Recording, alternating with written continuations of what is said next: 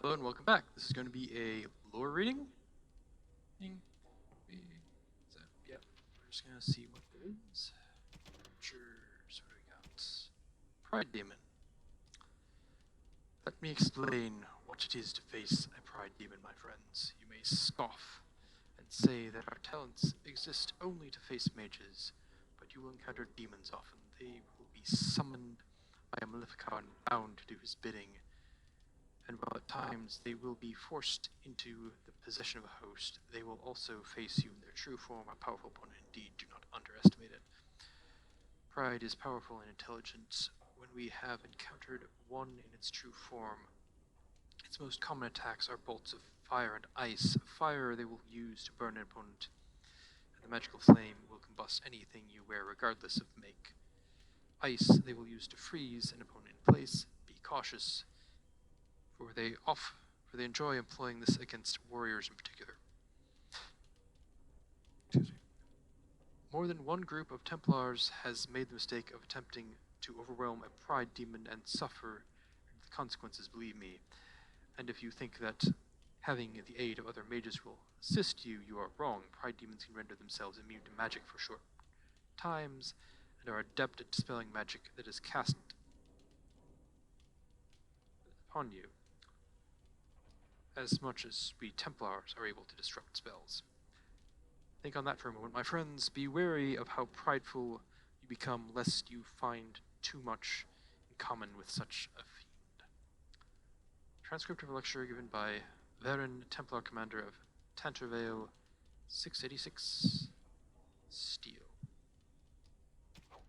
Alright. That's what we got here.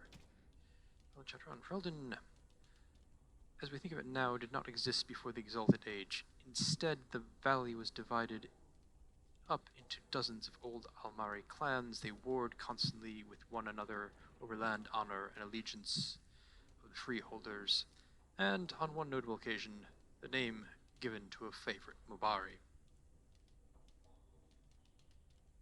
And then, in the 33rd year of the Exalted Age, Calenhad Theron became Terran of Denerim and changed everything. Most of what we know about the founding of our nation comes from the old songs the bards passed down through the ages. The songs are filled with wild exaggerations and outright lies, but this hardly differs from the scholarly papers of some of my contemporaries. It's a little bit of a dig there. There was no agreement among poets or scholars on how he did it, but Callan had gained the support of the Circle of Magi, and they crafted for him a suit of silvery white armor, by all accounts repelled both arrow and blade. Kellen had led his army across the valley and captured Redcliffe, one of only 3 men who ever successfully laid siege to that fortress and presented himself to the bands of the Landsmeet as their king.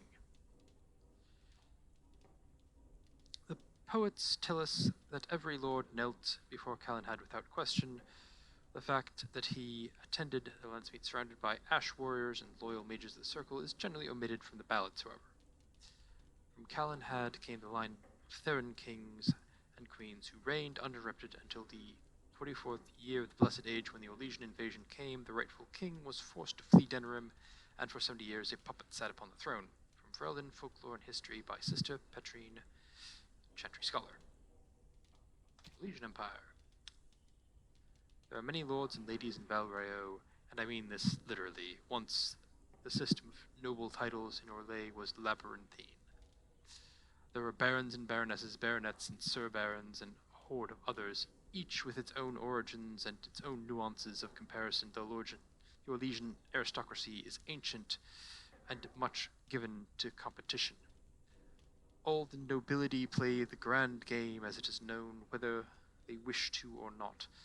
It is a game of reputation and patronage, where moves are made with rumors, and scandal is the chief weapon. No gentle game, this. More blood has been drawn as a result of the grand game than any war the Orlesians have fought. Can't doubt that. Of this, I am assured by almost every gentleman here. As far as titles went, everything changed with the coming of Emperor Dracon, who established the Orlesian Empire as it exists now, and who created the Chantry. There is no more venerated figure in Orlais. In Valrayo, the statue of Drakon stands as tall as the statue of Andraste. Drakon determined that the grand game was tearing Orlais apart, so he abolished all titles besides his own and Lord and Lady. I am told, with some twittering amusement, that this action did not end the grand game as Drakon had intended. Now the lords and ladies collected unofficial titles rather than official ones, such as the exalted patron of Tassus Clay, or uncle to the champion of the Tremes. It is a headache to remember such titles, and one winces to think of the poor doorman at the balls who must rattle them off as each guest enters the room. I think that'd be the job of the heralds. The aristocracy is different from Ferelden in other ways as well. The Orlesians' right to rule stems directly from the Maker. There exists neither the concept of rule by merit nor the slightest notion of rebellion. Kind of doubt that. Rule by divine right has been kind of a thing for my study of history. As long as there have been rulers, there's been the concept that they rule by divine right, and people still rebel. If one is not noble, one aspires to be, or at least aspires to be, in the good graces of a noble, and is ever watching for a way to enter the patronage of those better placed in the grand game.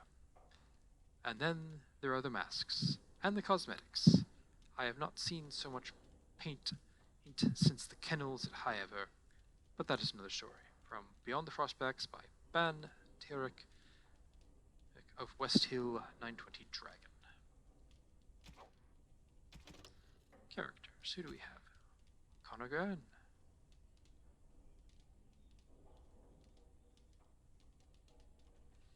I think that's just the last bit here.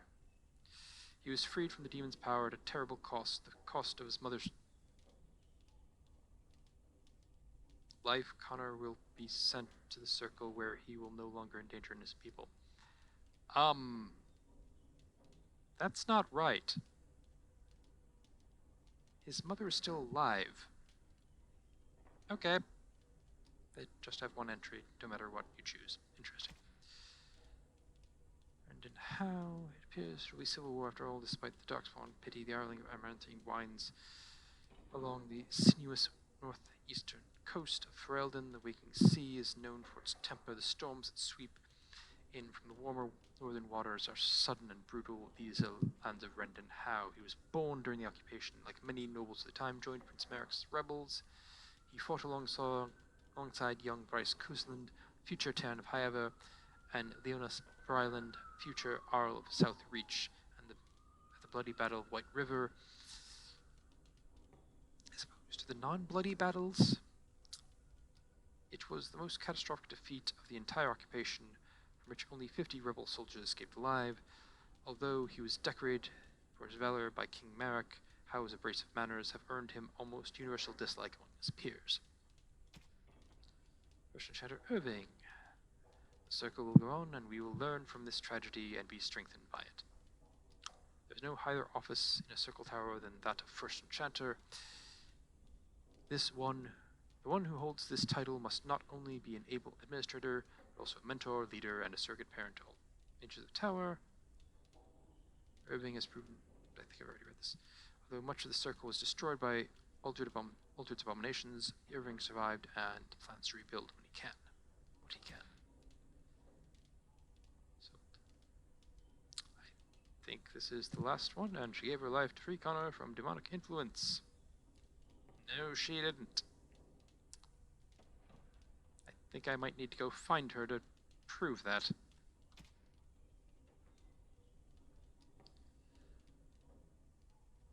Let's see. His actions sparked civil war. Loghain's supporters found themselves fighting their neighbors who blamed Loghain for the death of the king, as well as those who simply wished to take advantage of the power vacuum.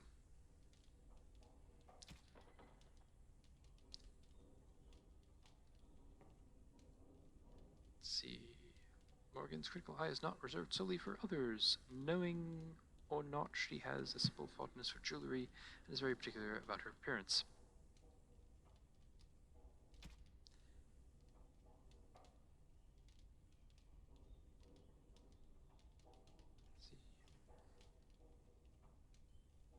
For when the printed word is a window to true understanding, a scholar by heart, she feels that what people commit to the page is sacred by definition.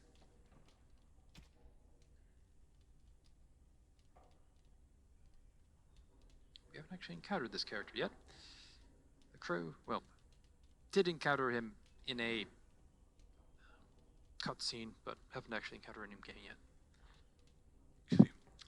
The crows send their regards. Between the Twente Imperium, Ravane, and the Free Marches sits the nation of Antiva. Although it possesses few resources of its own, Antiva's location makes it central for the trade in the north. Its capital, Antiva City, is the wealthiest in the world. Antiva has virtually no army. Monarchy is too weak to support one. Most Antivans would be hard-pressed to even name the current king, as the true power lies in the hands of a dozen merchant princes, each with his own personal army, and each locked in constant struggle for power against all the others. Anyone would think then that Antiva would be a ripe target for invasion by one of her neighbors, but even the Qunari leave Antiva alone for one very good reason: the House of Crows. The most efficient, most feared, and most expensive guild of assassins in the world calls Antiva their home, and their reputation alone defends the borders. Find that doubtful. Songs. What do we have next? First Blight, Chapter 2. People today have little concept of the consequences of the second sin. Oh, believe me when I say that when asked, pious, church, chantry-going folk will curse the use of foul magic, spitting and snapping their fingers. That's an interesting cultural thing, snapping your fingers in disapproval. But none live today who actually remember the horror that was unleashed so very long ago. Yeah, it was centuries ago. What records might have existed rarely did not survive the chaos and ignorance that was to follow. We only have tales of survivors handed down through the murky ages and the dogma of the chantry to instruct us, and that is precious little indeed. I believe I am not understating when I say that the second sin unleashed the bane of all life upon Thedas. The Darkspawn are more virulent than the worst plague, a heartless force of nature that came into our world like an ill wind. We know from accounts of later blights, as these Darkspawn invasions came to be called, never has a more appropriate name existed.